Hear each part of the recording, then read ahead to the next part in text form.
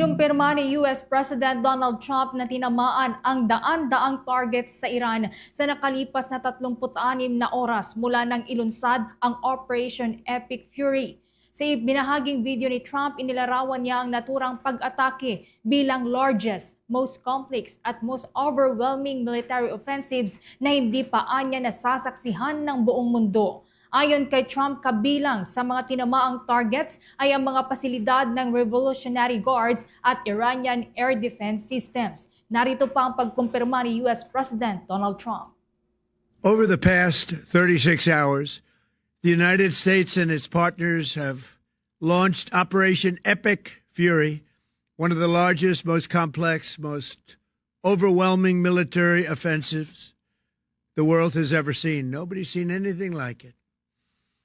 We have hit hundreds of targets in Iran, including Revolutionary Guard facilities, Iranian air defense systems. Just now it was announced that we knocked out 9 ships plus their naval building, all in a matter of literally minutes.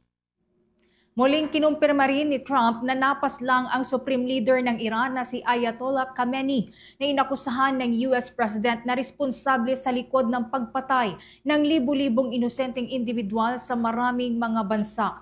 Inanunsyo rin ni Trump na napulbos na ang buong military command ng Iran kung saan karamihan sa kanila ay nais sumuko upang maisalba ang kanilang buhay. Narito pang bahagi ng pahayag ni US President Donald Trump. Iran's formerly supreme leader, Ayatollah Khamenei, is dead. This wretched and vile man had the blood of hundreds and even thousands of Americans on his hands and was responsible for the slaughter of countless thousands of innocent people all across many countries.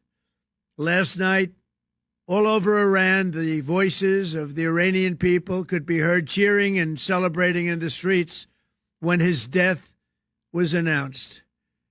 The entire military command is gone as well, and many of them want to surrender into saving their lives.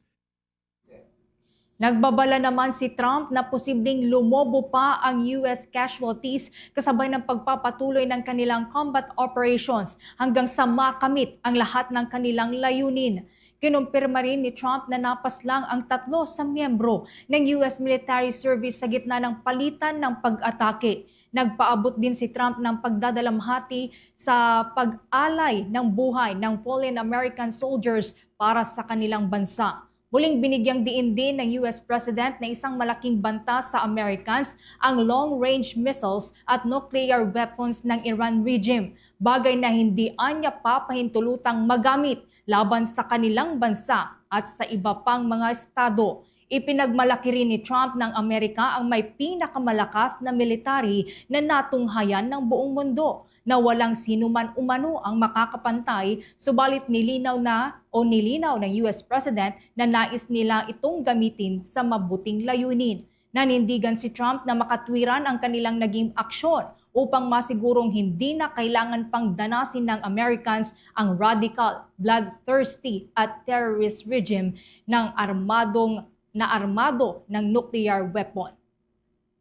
For almost 50 years, these wicked extremists have been attacking the United States while chanting the slogan, "Death to America" or "Death to Israel" or both. They are the world's #1 state sponsor of terror.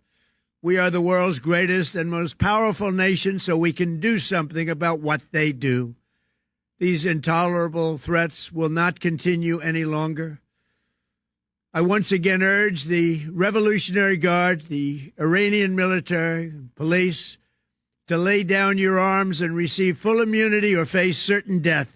It will be certain death. Won't be pretty. I call upon all Iranian patriots who yearn for freedom to seize this moment, to be brave, be bold, be heroic, and take back your country. America is with you. I made a promise to you, and I fulfilled that promise. The rest will be up to you, but we'll be there to help. Samantala, inilatag din ni Trump ang posibleng timeline sa nagpapatuloy na labanan sa pagitan nila ng Iran Anya target nilang ipagpatuloy ang pag-atake sa loob ng 4 hanggang sa 5 linggo. Hindi niya anya ito magiging mahirap para sa kanila dahil marami silang supply ng ammunitions na nakaimbak sa iba't ibang mga bansa.